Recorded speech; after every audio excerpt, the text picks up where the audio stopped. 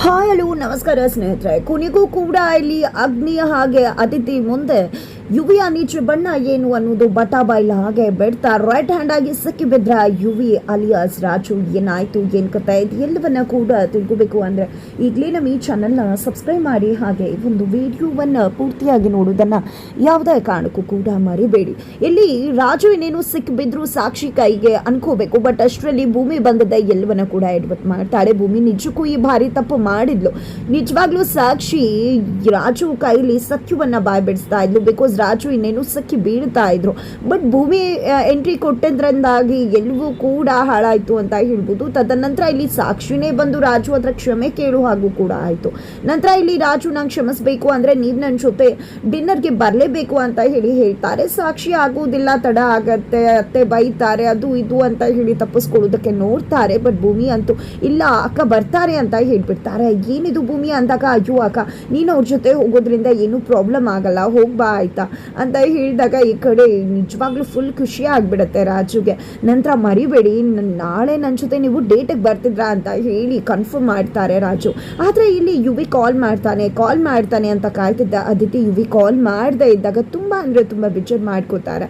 ತದನಂತರ ತಾನೇ ಕಾಲ್ ಮಾಡ್ತಾರೆ, ಬಟ್ ಸ್ವಿಚ್ ಆಫ್ ಬಂದಿರತ್ತೆ. ಈಗಾದರೂ ಕನೆಕ್ಟ್ ಆಗಬಹುದೇನೋ ಅಂತ ಹೇಳಿ ಕಾಲ್ ಮಾಡೋಕ್ಕೆ ಟ್ರೈ ಮಾಡ್ತಾರೆ. ಬೇಡ ಅವನು ಬ್ಯುಸಿ ಇದ್ದು ಮಲ್ಕೊಂಡಿರ್ತಾನೆ ಅನ್ಸುತ್ತೆ, ಸುಮ್ಮನೆ ಯಾಕೆ ತೊಂದರೆ ಕೊಡೋದು ಅಂತ ಅನ್ಕೋತಾರೆ. ನಂತರ ರೇವತಿ ಅವರು ಬಂದು ಅದಿತಿಗೆ ಸಮಾಧಾನ ಮಾಡ್ತಾರೆ. ನೋಡುವುದೇ ಅದಿತಿ, ನೀನು ಯಾಕೆ ಬೇಜಾರು ಮಾಡ್ಕೋತಾ ಇದೆಯಾ, ಯುವಿ ನಿಂಗೇನು ಸರ್ಪ್ರೈಸ್ ಕೊಡಬೇಕು ಅಂತ ಪ್ಲಾನ್ ಮಾಡಿರ್ಬೋದು, ಅದೇ ಕಾರಣಕ್ಕೆ ವಿಶ್ ಮಾಡದೇ ಇರಬಹುದು, ಸರ್ಪ್ರೈಸ್ ಇರಲಿ ಅಂತ ಹೇಳಿ. ನೀನು ಅದಕ್ಕೆಲ್ಲ ಈ ರೀತಿ ಬೇಜಾರು ಮಾಡ್ಕೊಳ್ಳೋದು ಅಂದರೆ ಸರಿ ಬರೋದಿಲ್ಲಮ್ಮ, ಬೇಜಾರು ಮಾಡ್ಕೋಬೇಡ ಆಯ್ತಾ ಅಂತ ಹೇಳಿ ಸಮಾಧಾನ ಮಾಡಿರ್ತಾರೆ.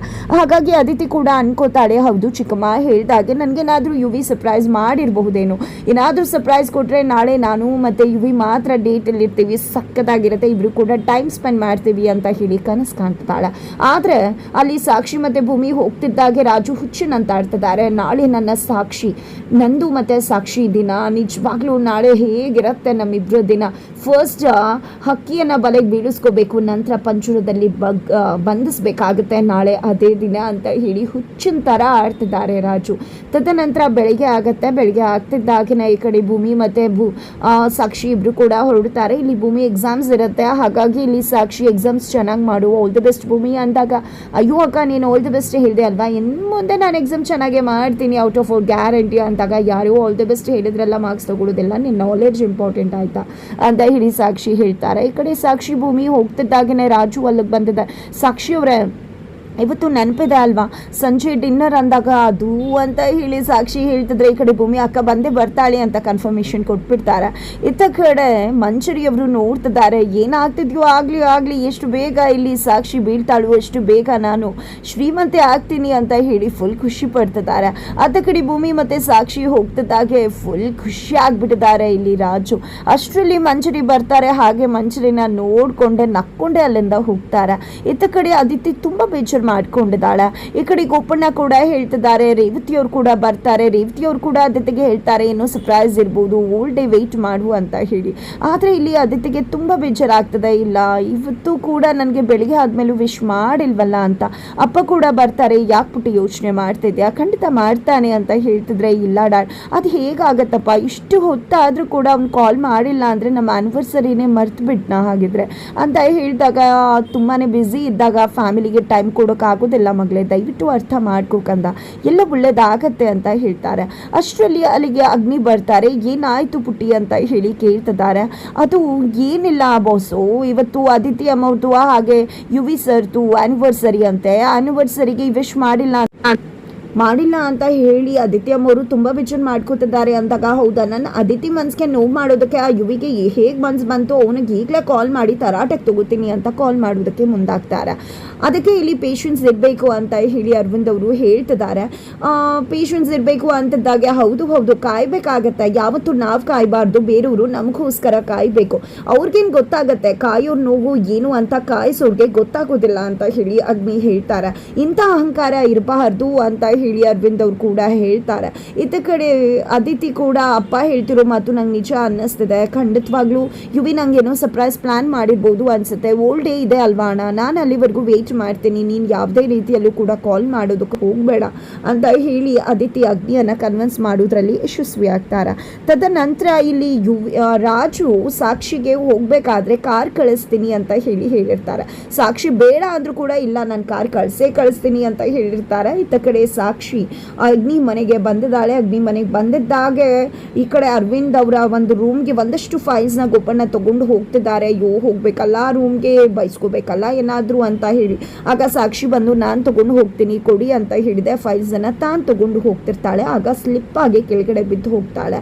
ಇಡೀ ಫೈಲ್ ಚೆಲ್ಲಾಪಿಲ್ಲಿ ಆಗುತ್ತೆ. ಅಷ್ಟರಲ್ಲಿ ಅಗ್ನಿ ಬರ್ತಾರೆ. ಸರ್ ನಾನು ಬೇಕು ಅಂತ ಅಲ್ಲ ಸರ್, ಕಾಲ್ ಸ್ಲಿಪ್ ಆಗೋಯ್ತು ಅಂತ ಹೇಳಿ ಎಲ್ಲವನ್ನ ಕೂಡ ತಗೋತಾರೆ. ಗೊತ್ತಾಗಲ್ವಾ ನಿನಗೆ ಹಾಗೆ ಹೀಗೆ ಅಂತ ಹೇಳಿ ಅಗ್ನಿ ಹೇಳಬೇಕಿದ್ರೆ ಏನು ಸರ್ ಬೇಕು ಅಂತ ಚೆಲ್ಲದ್ನ, ಗೊತ್ತಿಲ್ಲದೆ ತಾನೇ ಆಗಿದ್ದು, ಅದಕ್ಕೂ ಬೈತಿರಲ್ಲ ಅಂದಾಗ ಸುಮ್ಮನೆ ಈಗ ಫೈಲ್ ಕೊಡು ಅಂತ ಕೇಳ್ತಿದ್ದಾರೆ. ಹೇಳ್ತಿದ್ದೇನಲ್ವ ಸರ್, ಇದಕ್ಕೆಲ್ಲ ಬೈಯೋದ ಸರಿ ಇಲ್ಲ ಸರ್ ಇದಲ್ಲ ಅಂತ ಹೇಳಿ ಸಾಕ್ಷಿ ಹೇಳ್ತಿದ್ರೆ, ನಿನ್ನ ಮುಖ ನೋಡ್ಕೋ, ಜೊತೆಗೆ ನಿನ್ನ ಕೈ ನೋಡ್ಕೋ ಏನಾಗಿದೆ ಅಂತ, ಎಲ್ಲ ಇಂಕಾಗಿದೆ, ಇದು ಇಂಪಾರ್ಟೆಂಟ್ ಫೈಲ್ಸ್ ಆಮೇಲೆ ಹಾಳಾಗುತ್ತೆ, ಸುಮ್ಮನೆ ಫೈಲ್ ಕೊಡು ಇಲ್ಲಿ ಅಂತ ಹೇಳಿ ಫೈಲ್ ತಗೋತಾರೆ. ಅಯ್ಯೋ ಹೇಗಿದೆಲ್ಲ ಆಯಿತು ಅಂದ್ಕೊಂಡು ಆ ಒಂದು ಇಂಕ್ ಸ್ಪಿಲ್ ಆಗಿರುತ್ತೆ. ಹಾಗಾಗಿ ಎಲ್ಲವನ್ನ ಕೂಡ ಕ್ಲೀನ್ ಮಾಡ್ಕೊತಿದ್ದಾಳೆ. ಮುಖದ ಮೇಲೆ ಆಗಿದೆ ಎಲ್ಲನೂ ಮಾಡ್ಕೊಳಕ್ಕೆ ಹೋಗಿ ಇಡೀ ಮುಖದ ತುಂಬ ಇಂಕ್ ಮಾಡ್ಕೊಂಡ್ಬಿಡ್ತಾರೆ ಸಾಕ್ಷಿ.